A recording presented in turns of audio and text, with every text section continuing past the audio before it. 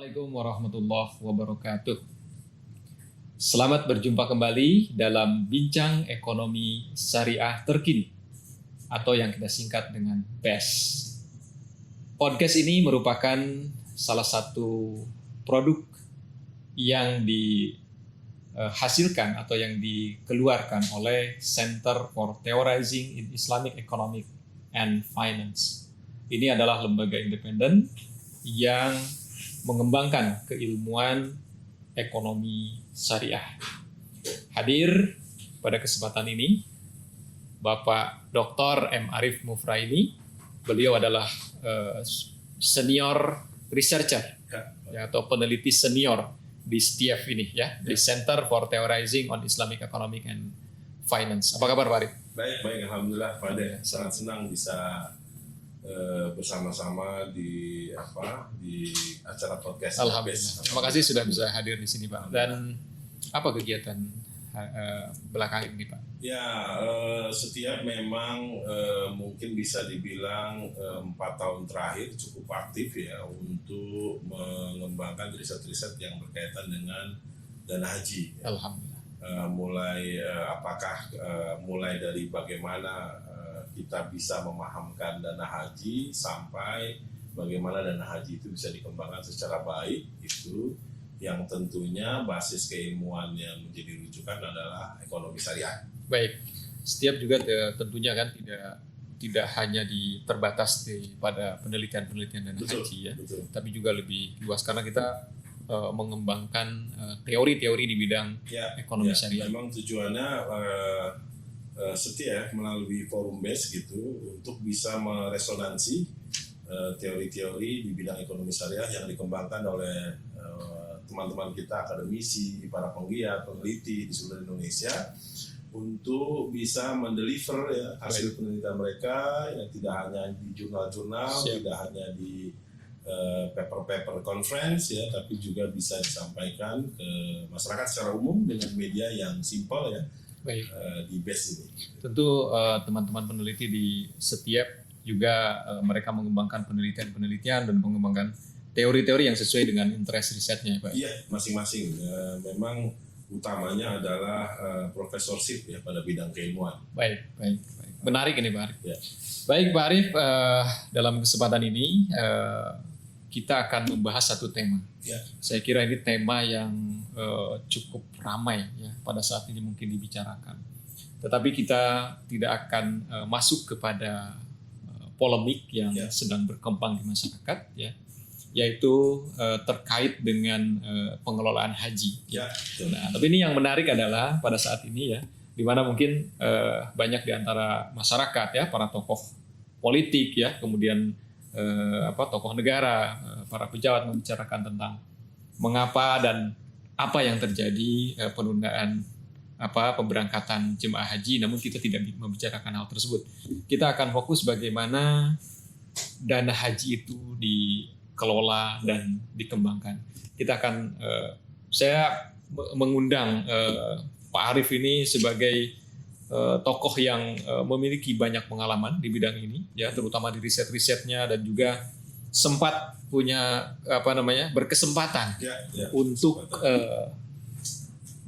memberikan kontribusi untuk mengelola dan bertugas mengelola dana haji ini. Saya kira beliau ini sangat kredibel dan punya pengalaman yang tepat di bidang itu. Nah, bagaimana sih Pak Arif sebetulnya dana haji yang perlu diketahui oleh masyarakat itu seperti apa sih? Ya, sebelumnya saya ingin menyampaikan satu hal yang menurut saya penting terkait banyaknya perspektif yang hadir untuk membicarakan dana haji. Dan saya pikir ini bagus ini bagian dari bagaimana alam demokratisasi itu kemudian memberikan ruang kepada siapapun untuk menerima informasi yang diinginkan. Jadi biarlah polemik itu terjadi, mudah-mudahan ini bagian dari reedukasi, bagian dari literasi, pengembangan literasi pada bidang pada fokus dana haji yang sebetulnya juga akan sangat baik untuk pengembangan ekonomi Islam. Satu hal yang mendasari menurut saya sejak dulu kenapa kemudian dana haji menjadi sangat seksi untuk terus dibicarakan, karena memang masih terlihat itu dana haji sebagai sesuatu yang baru di era modern, yang dia tidak ada bahasan spesifiknya pada wawasan manuskrip Islam di era-era awal ya. Jadi dia agak sedikit berbeda dengan dana zakat ataupun dana wakaf gitu, yang memang referensinya begitu banyak. Ini adalah fenomena kekinian gitu, fenomena yang berkait dengan negara-negara Islam gitu, yang juga mengembangkan ekonomi Islam. Nah dari sini kemudian kita mencoba memberikan informasi kepada banyak pihak, tentunya Center for Theorizing on Islamic Economics, mencoba memaparkan banyak hal melalui riset-risetnya. Untuk perbedaan banyaknya opini ini, setidaknya kita memahami ada dua hal, Pak De. Yang pertama, adanya asymmetrical point of importance antara jamaah. Apa itu Pak? Asymmetrical point of importance. Asymmetrical point of importance itu adalah adanya perbedaan kepentingan ketika kita melihat dana haji. Buat jamaah, simple. Dia adalah dana yang dia serahkan, setorkan kepada pemerintah untuk berangkat haji. Buat pemerintah gitu, ini adalah sekumpulan dana yang jumlahnya terus membesar. Gitu, maka ada tanggung jawab kemudian untuk mengelolanya secara baik. Ini kan menarik di Indonesia ya Pak ya. Dana haji ini menjadi sesuatu yang sangat seksi gitu, karena jumlahnya yang terus membesar. Dan itu kemudian terbebani oleh bagaimana kemudian pemerintah menyajikan layanan dana haji secara maksimal setiap tahun, atau bisa dikatakan layanan yang prima terus meningkat setiap tahun ya, karena animo masyarakat tadi yang mendaftar. Nah di sisi lain buat regulasi gitu, teman-teman di para politisi, anggota DPR dan sebagainya merasa perlu juga ya mengindahkan dana haji sebagai sesuatu yang penting karena berkait dengan kepentingan masyarakat umum. Yang bisa saja mereka wakili posisinya di sebagai anggota DPR. Nah, adanya asimetrik kepentingan inilah yang kemudian bisa saja opini yang hadir pada masing-masing pihak ini jadi berbeda-beda. Iya. Di lain pihak itu, nah ini agak sedikit akademis nih Pak ya. Di lain pihak itu memang para akademisi banyak sekali mengomentari dana haji dengan perspektif keilmuan yang berbeda-beda. Ada yang kemudian memahamkannya dan mencoba membacanya dari perspektif ilmu finance dan manajemen ya. Berarti sisi perspektifnya sangat ekonomis banget ya. Kemudian ada juga yang memang melihatnya dari perspektif ilmu syariah, dari fikih ya, dari fikihnya ya, bagaimana fikih beradaptasi pada fenomena pengelolaan dana haji, ada takif fikih istilahnya untuk dikembangkan di sana, sehingga kemudian bisa memahamkan atau bahkan bisa menjelaskan bagaimana dana haji itu seharusnya dikelola. Nah, Center for Theorizing on Islamic Economics hanya fokus bagaimana substansi ilmu ekonomi Islam ini melihat dana haji dan bagaimana seharusnya dana haji itu dikelola. Inilah ruang kita sebagai peneliti di STIEF ya, untuk juga bisa memberikan informasi kepada masyarakat. Gitu. Bagaimana kemudian seharusnya dana haji dikelola dalam perspektif ilmu ekonomi Islam yang saat ini sedang berkembang begitu dahsyat Pak ya, baik di Indonesia maupun di belahan dunia lain. Betul. Baik Pak Arif, ini cara pandang atau sudut pandang yang berbeda tadi ya, karena ada banyak kepentingan di dalamnya. Ya tentu menjadikan pandangan terhadap atau perspektif terhadap dana haji juga berbeda-beda. Nah, dari sisi kita, dari sisi Pak Arif barangkali sebagai peneliti, sebagai akademisi, tentu melihat dana haji ini sebagai apa? Sebagai sebuah entitas, gitu ya. Sebagai sebuah entitas, artinya dana haji ini sebagai setoran dari para calon jemaah haji, ya, yang kemudian jumlahnya terus membesar kan gitu. Kemudian jumlahnya terus membesar. Namun kemudian di satu sisi ini ada anggapan di masyarakat, Pak. Ada anggapan di masyarakat bahwa dana yang mereka setorkan itu sebagai investasi gitu. Ini saya kira perlu edukasi di masyarakat, perlu diluruskan sih. Baik, betul sekali. Ini pertanyaan menurut saya sangat substantif untuk kita bisa memahami secara keseluruhan apa yang dimaksud dana haji. Dana haji simpelnya sebetulnya terdiri dari 3 hal ya. Yang pertama menurut saya adanya setoran awal, kemudian pelunasan, dan ongkos BP yang sesungguhnya untuk penyelenggaraan ibadah haji.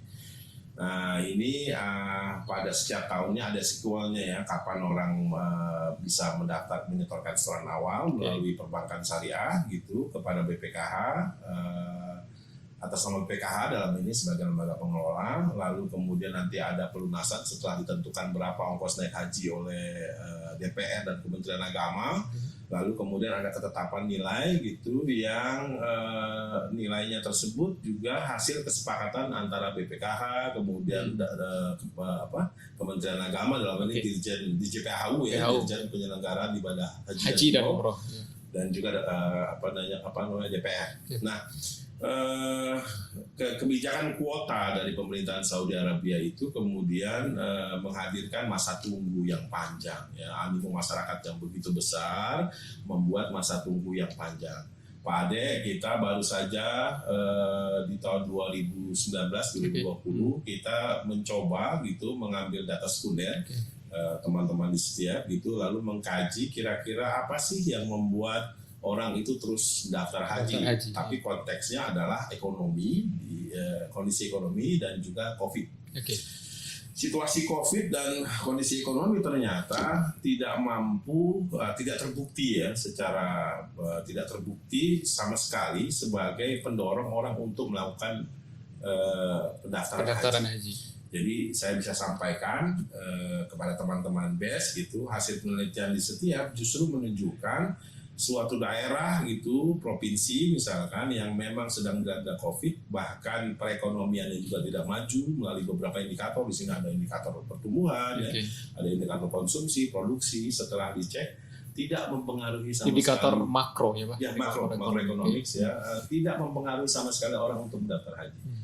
Satu-satunya yang kemudian mempengaruhi adalah indeks religiositas. Indeks religiositas dari sebuah daerah. Nah, ini menarik ya, bahwa ternyata meskipun pada kondisi pandemi animo masyarakat Muslim Indonesia ya untuk tetap berhaji itu betul-betul tergambarkan dari betapa religiusnya orang Indonesia. Ini menarik Pak. Saya membaca di beberapa artikel gitu ya. Memang sebagai contoh ini bukan ini ya, tapi sebagai sebuah contoh bahwa dari kawasan timur Indonesia, khususnya Pulau Sulawesi ya Pak, ini menarik. Itu daftar tunggu hajinya itu bisa sampai 25 tahun, bahkan sampai 30 tahun. Betul. Nah, ini menunjukkan bahwa daerah tersebut tingkat religiusitasnya mungkin sangat tinggi ya Pak. Betul. Jadi memang analisa yang kita sajikan selain melihat tingkat religiusitas, kita juga menganalisisnya dengan kondisi spasial antar provinsi.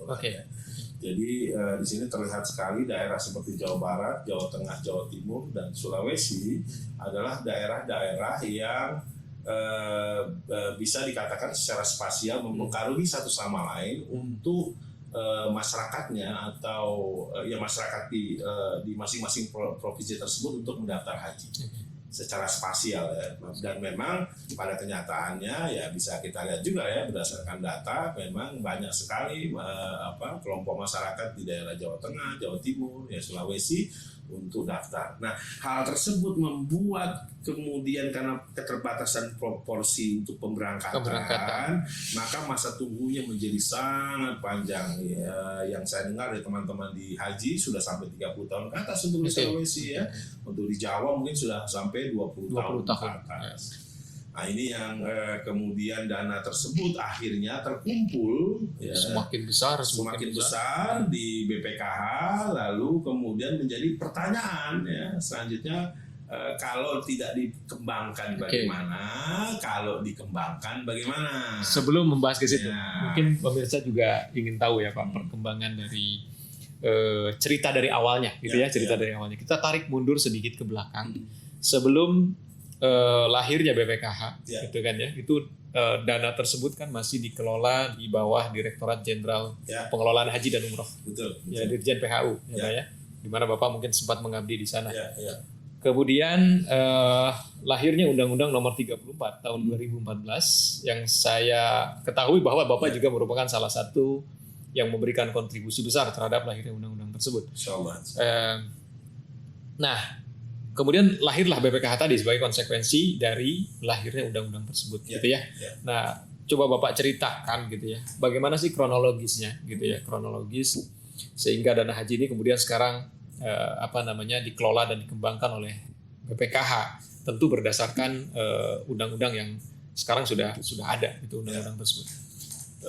Yang paling kemudian saya pikir menjadi alasan utama kenapa kemudian harus hadir BPKH karena menumpuknya seluruh kekuasaan di DJPHU. Dalam hal ini DJPHU sebagai pelaksana penyelenggara ibadah haji. Artinya operasional haji juga ada di sana. Dari sana, lalu pengelola keuangan juga ada dari sana, bahkan regulasi juga dari sana. Okay. Nah, ini nggak menarik kan? Regulator sekaligus eksekutor. Nah, ini yang kemudian dikritisi secara serius agar ada terjadi pemisahan kekuasaan. Itu yang pertama. Kemudian yang kedua, tentunya memang keterbatasan sumber daya yang ada di DJPHU untuk bisa mengembangkan dana haji yang terus membesar. Artinya kita membutuhkan kontribusi dari para banker, ya, kontribusi dari para ahli ekonomi syariah, para ahli dari syariah, ya, untuk sama-sama membahas dan bagaimana mengelola dana haji yang sebenarnya. Nah, dari situlah kemudian lahir Undang-Undang Nomor 34.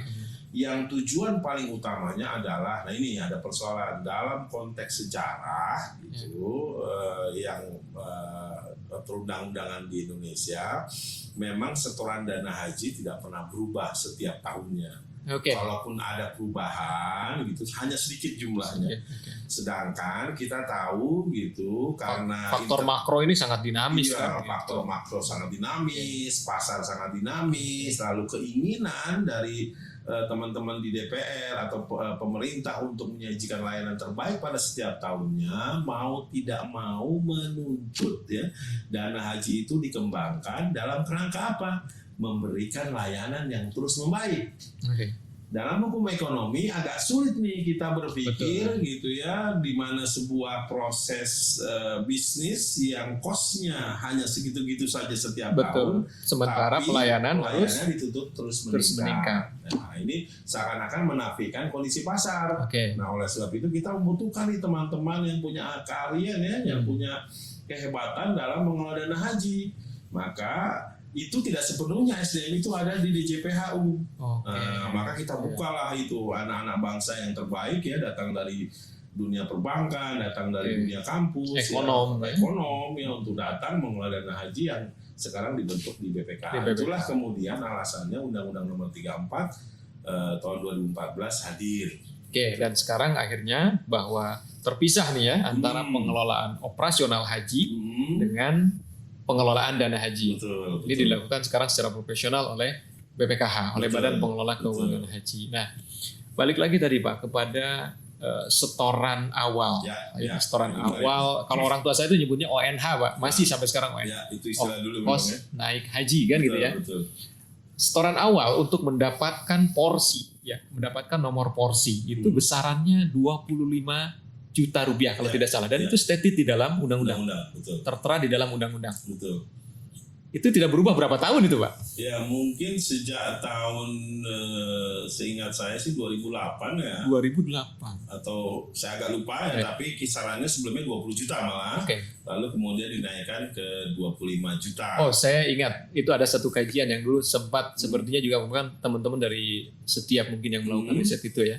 Dari 20 ke 25 dan bahkan kalau tidak salah ada beberapa opsi yang diajukan, namun mungkin kemudian diambil yang paling moderat kalau tidak salah. Betul. Nah, ini angka 25 yang tidak berubah inilah menurut saya juga menjadi salah satu sumber perbedaan pendapat yang tajam antara para ahli yang tadi perspektifnya bisa saja berbeda. Karena keilmuannya berbeda. Buat mereka-mereka yang mungkin berpikir itu sebagai sebuah investasi atau teman-teman yang ada di bidang ekonomi akan berpikir yang disetorkan jamaah itu adalah investasi. Maka kalau itu investasi, pertanyaannya adalah berapa yang layak kemudian disesuaikan dengan masa tunggu.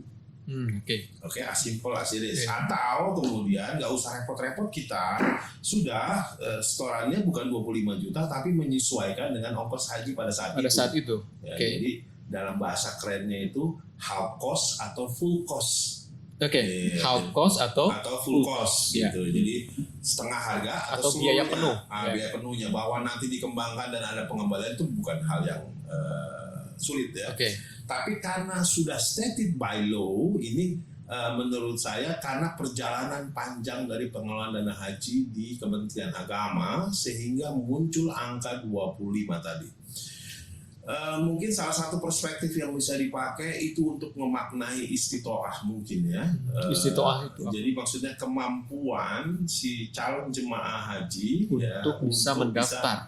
untuk bisa melaksanakan haji. Salah satu pengertian istitoah punya arti materi.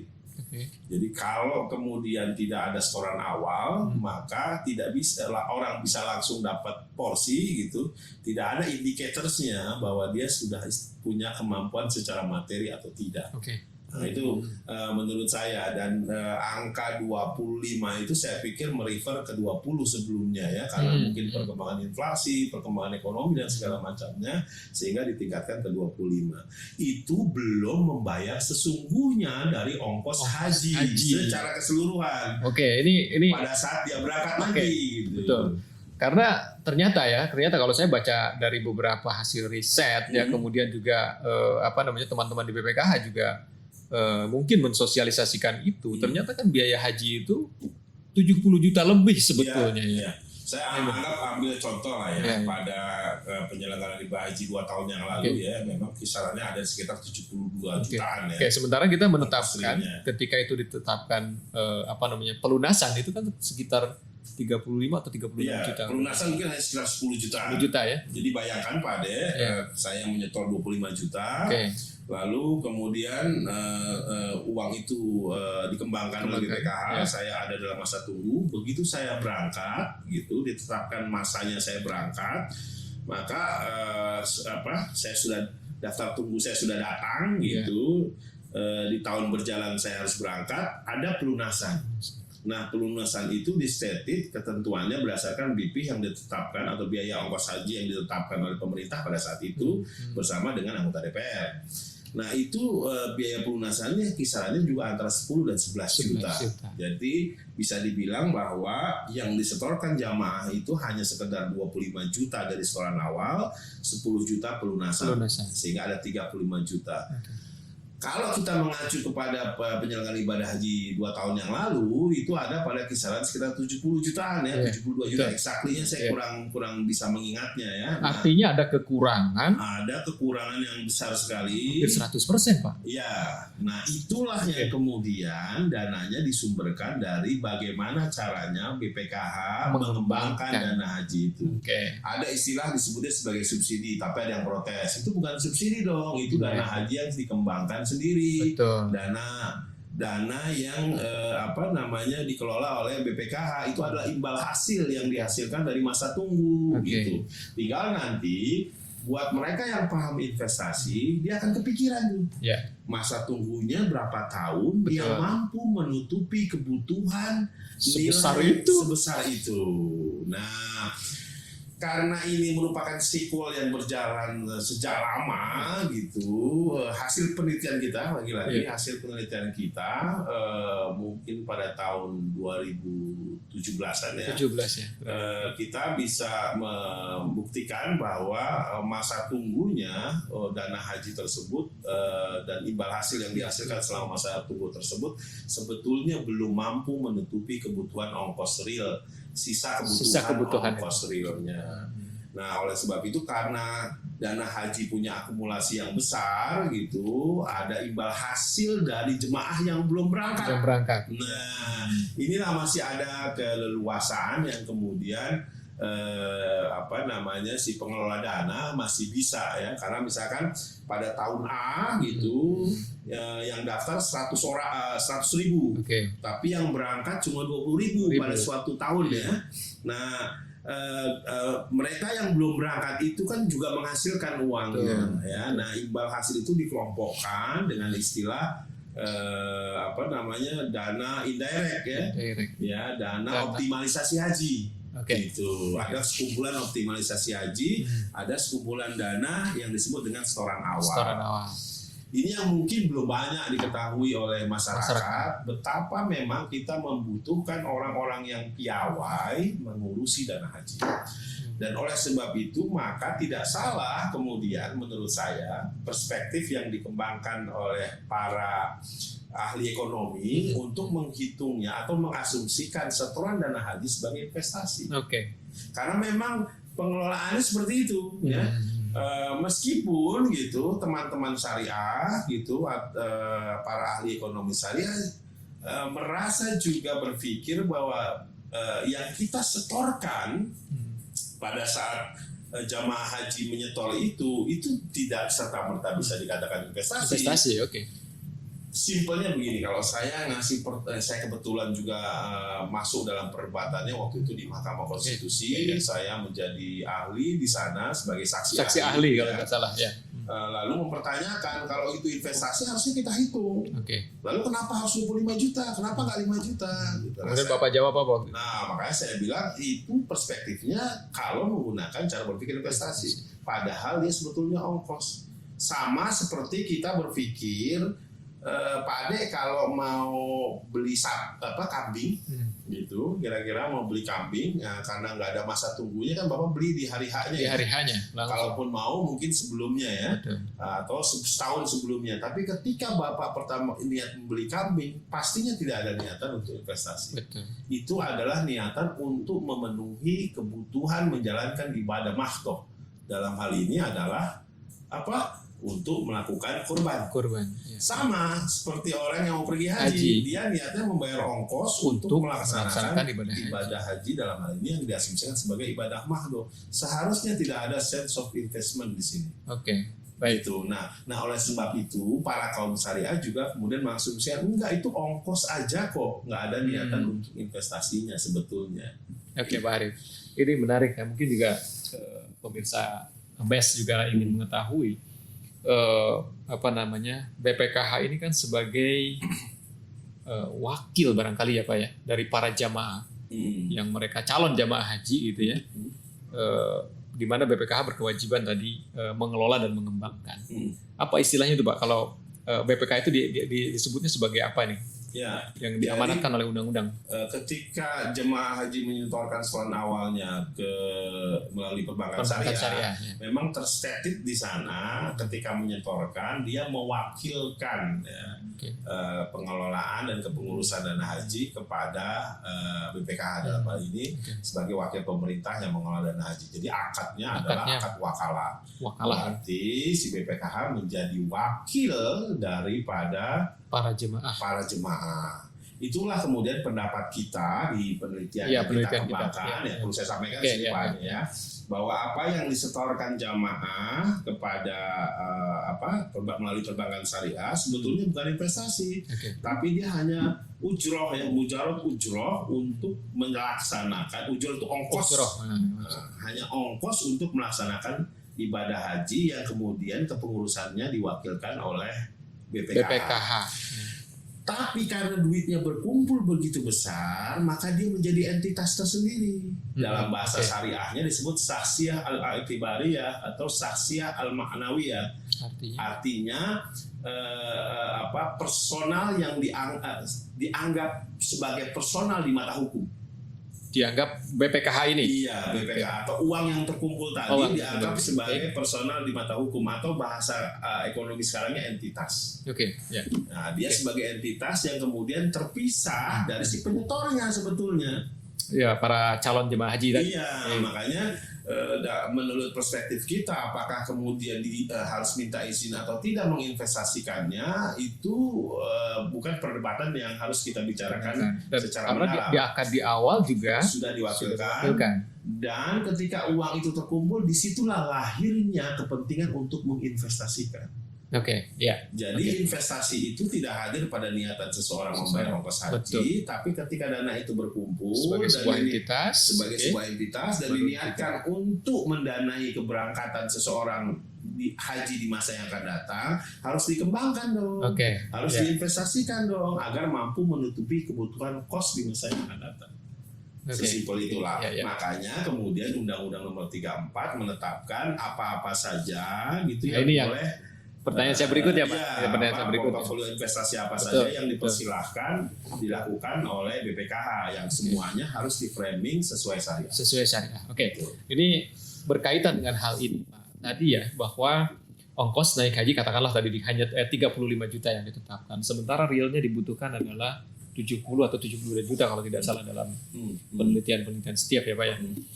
Kemudian untuk menutupi tadi kekurangan tadi, BPKH sebagai badan yang diamanahkan untuk mengelola itu, ya di satu sisi dia harus mengembangkan, harus mendapatkan dalam tanda petik ya Pak, return yang sebesar-besarnya, setinggi-tingginya dengan dana yang tersedia. Tetapi di satu sisi, di sisi yang lain itu dibatasi oleh undang-undang. Ya. Nah ini bagaimana ini Pak? Ini kan satu hal yang menurut saya agak berbenturan barangkali ini. Ini perlu profesional nih Pak.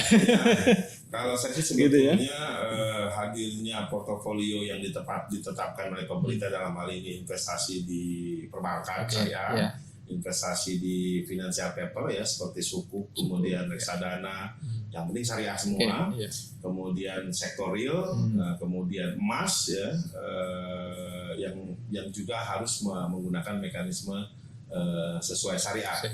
Nah, portofolio tersebut hadir dalam rangka memberi ruang untuk menginvestasikan, tapi di sisi lain juga harus punya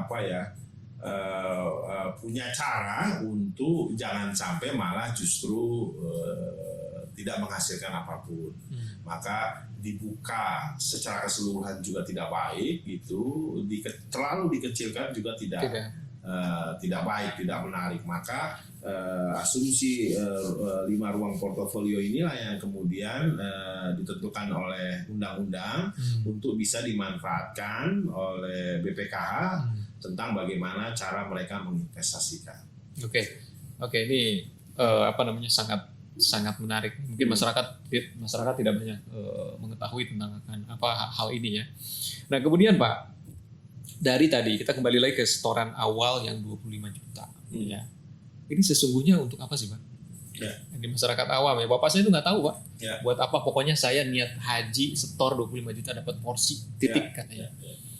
Jadi kalau ngomongin komponen biaya gitu Pak Ade, ini teh banyak sekali, bisa diidentifikasi dengan komponen dana yang dibutuhkan di dalam negeri atau yang dibutuhkan di luar negeri. Itu satu, bisa diidentifikasi seperti itu ya, atau dikelompokkan seperti itu, atau komponen yang dikaitkan dengan transportasi, dikaitkan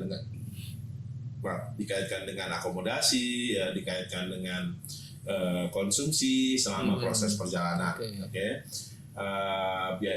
Ada biaya penerbangan atau transportasi tadi ya. Itu termasuk transportasi di dalam negeri, di Mekah Madinah ya. Betul. Makanya setiap rilis dari biaya penyelenggaraan ibadah haji setiap tahunnya gitu, pemerintah bersama DPR menyebutkan tuh ya, setoran awal dan pelunasan itu untuk membiayai komponen apa saja. Begitu juga dengan penggunaan imbal hasil yang penggunaan dana yang disumberkan dari imbal hasil ketika masa tunggu tadi yang kita cerita tadi. Itu juga diinformasikan yang kepentingannya lebih banyak kalau yang imbal hasil untuk peningkatan layanan. Misalkan bagaimana bisa mengupayakan hotel yang lebih bagus, bagaimana bisa mengupayakan hotel yang lebih dekat ya. Kita harus ingat bahwa ketersediaan akomodasi dan lainnya di dua Mekah ini, Mekah Madinah ini, mau tidak mau menghadirkan pasar tersendiri Pak. Kenapa saya bilang begitu? Pastinya akan punya arti hotel-hotel yang lebih dekat ya kepada Masjidil Haram atau Masjidil Madinah, Masjid Madinah Nabawi, itu pasti berbeda dengan harganya per orangnya, cost-nya per orang dengan yang agak jauh. Dan itu setiap tahun juga berubah-ubah. Berubah-ubah. Bayangkan kita harus memanage banyak orang ya. Jadi satu sisi ini merupakan sebuah kekuatan tersendiri bagi Indonesia karena penyuplai terbesar. Tapi di sisi lain dalam konteks pemberian layanan ini cukup memberikan nuansa yang nuansa kedetailan yang cukup merepotkan, yang kepengurusannya sangat membutuhkan ketepatan dalam pengelolaan, membutuhkan waktu yang cukup panjang untuk bisa mengelola dengan baik. Nah, kembali ke persoalan penggunaan dana tadi. Jadi kita atau entah dari mana ini asalnya. Jadi kalau kita bicara ini sebagai sebuah term di bidang ekonomi juga akan membingungkan banyak orang. Di istilah keuangan apalagi berarti. Iya, di istilah keuangan juga akan merepotkan. Ini ada istilah direct sama indirect cost. Ya, direct cost itu terdiri dari setoran awal dan pelunasan, sedangkan indirect cost itu terdiri dari hasil optimalisasi dana haji. Yang merupakan imbal hasil dana haji. Jadi tadi sudah ada ya bahwa penggunaan direct cost untuk kepentingan yang utama nih dalam penyelenggaraan ibadah haji ya, seperti transportasi, kemudian akomodasi ya termasuk catering barangkali. Baik Pak Arif, sebelum saya lanjutkan mungkin kita rehat dulu sejenak ya. Baik. Pemirsa, kita break dulu sejenak bersama Pak Arif.